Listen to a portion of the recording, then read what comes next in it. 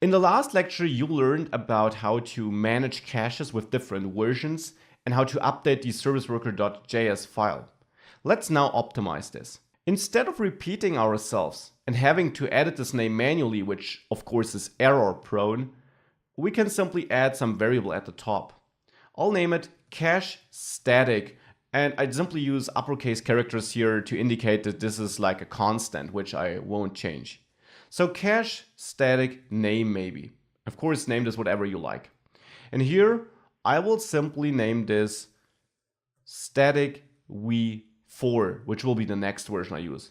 Of course, you could also go with cache static version and then combine the name with static dash version and another variable, whatever you like. I'll go with this approach. I'll do the same for the dynamic one. Cache dynamic name will be dynamic v2 actually here. And of course, you're free to choose any name you like here. Just make sure to bump this version here whenever you make changes to any of your asset files.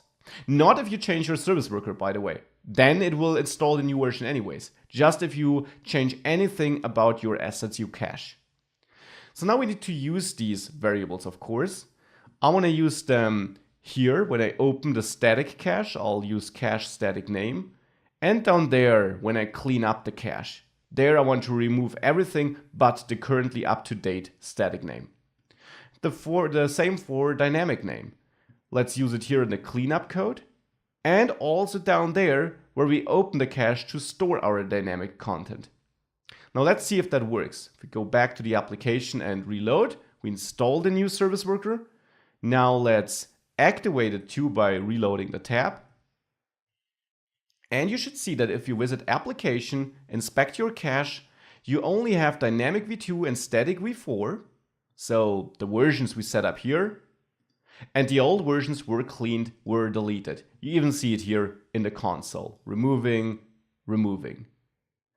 So this is how we manage the cache versions and how we make sure that we always load the latest asset versions and that we don't overpopulate our cache storage by removing unused caches.